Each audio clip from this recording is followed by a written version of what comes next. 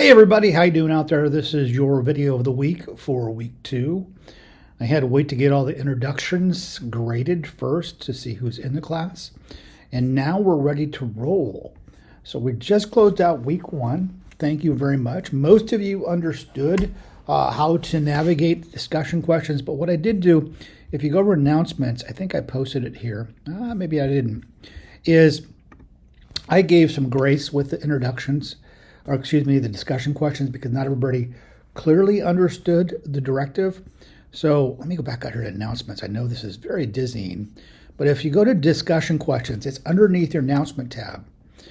Moving forward, week 2 on, I'm going to be grading pretty strict with the discussion question expectations. You post one authored post by you for the discussion question, and then 2 follow-up to peers. Each discussion question you encounter, if you post 3 times, you'll get full grade consideration. Each week, typically there are 2 discussion questions.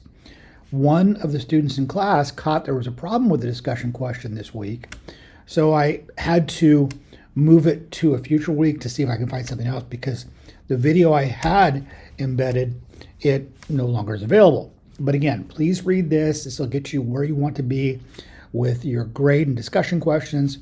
1 original post and then 2 follow-ups and you're good.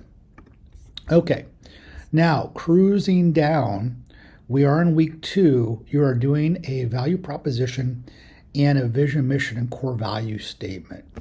It's very common in business. When I walk in and work with a group of entrepreneurs or an individual entrepreneur, the first question I ask is, what's your VMC? What's your vision, mission, and core values for your business? If you do not articulate that, your customers, your employees will create one for you. It might not be the one you want. So for the VMC, what you're going to be doing, and just making sure we're all on the same page, a vision for your organization or your small business is usually 2, 3, no more than 5 years out now, and it's where you want to be. Maybe you have a vision of being a regional business that have franchise locations in the Pacific Northwest. That could be a vision. And a mission is how you're going to get there. So our mission is going to be starting 2 locations in Portland. In 2 years from now, we'll open 2 in Seattle. And hopefully by year 3, we'll have 2 more in Boise. So that's your mission of how to get to the overall vision. And your core values are things you will not compromise in pursuit of your mission to get your vision. So my core values are that we only use sustainable products, we use a ethically sourced supply chain, and those are non-negotiable as we go to the mission, to the vision. If I have examples for you, I will post them. So I did for this because it's a long-standing assignment. There are 2 really good examples that were done by prior students, and both of these businesses did open after the class. So the first one is Berries and Brie. This student wanted to open a charcuterie business, so charcuterie boards with meats and cheeses and nuts and so forth. And what I want you to see from this work are 2 things. One is the incredible content that's provided. She really gave some thought that her core values were efficiency, community, and quality. This was her mission, and this was her vision statement. But also the very critical takeaway is how she structured it. This is a beautiful document. If you produce for me a 8.5 by 11 typical college paper with 2 paragraphs, just text only, you will get 0 points. You need to create something that's going to be eye appealing, what I call camera ready. Bree could use this with any partner, decision maker, lender, employee tomorrow. This was ready to be used. So I want you to balance out the creativity, the content, and also the visual appeal of your work. If you go out and look at Abby, whoops, that's the wrong one to go to. Abby did another type of business. You can see the difference.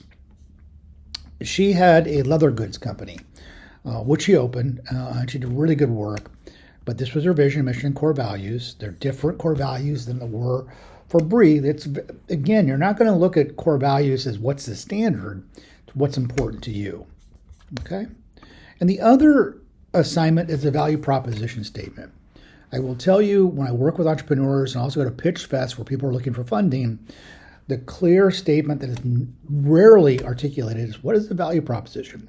What a value proposition is what differentiates you from everybody else, especially if you're in a cluttered market. Let's say you want to open a coffee shop. Well, what makes you separate from everybody else? Why would I come to you before everyone else? I want to open a barber shop. What makes you special?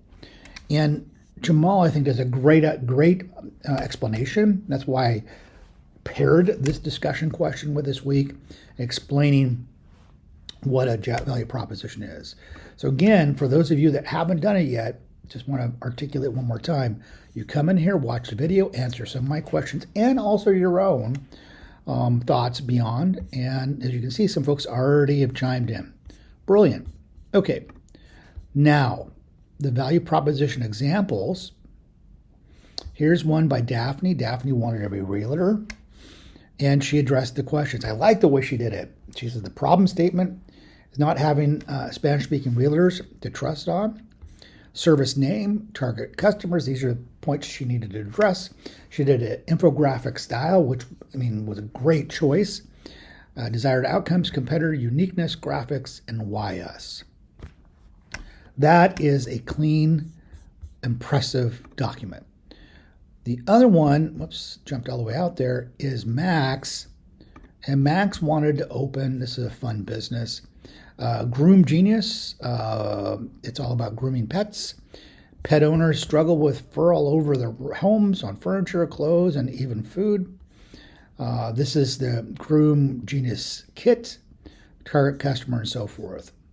Again, going to be very specific for your business model. Those are the two assignments this week. Also, I had a student reach out to me. Since this is an individual class, you're not going to do anything with the team. Some folks are busy with work and traveling and so forth. So I opened up the first 5 weeks. So if you want to work ahead, that's great. Now, very important though, if you have questions for like week 4, I'm probably not going to be able to help you out until we're to week 4. But you can see the breadth of expectation. You have week 3, you have client persona and client journey mapping, 2 assignments in week 3. Then in week 4, you only have 1 assignment. It's KPI analytics, but it is a hard assignment. And then by week 5, we're getting the legal side and all the legal considerations you need to at least get on your radar if you're going to open a business.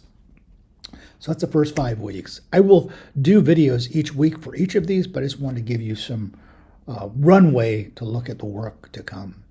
Okay, folks, it's great chatting with you. If you have any questions along the way, please reach out. If not, I'll do a video next week.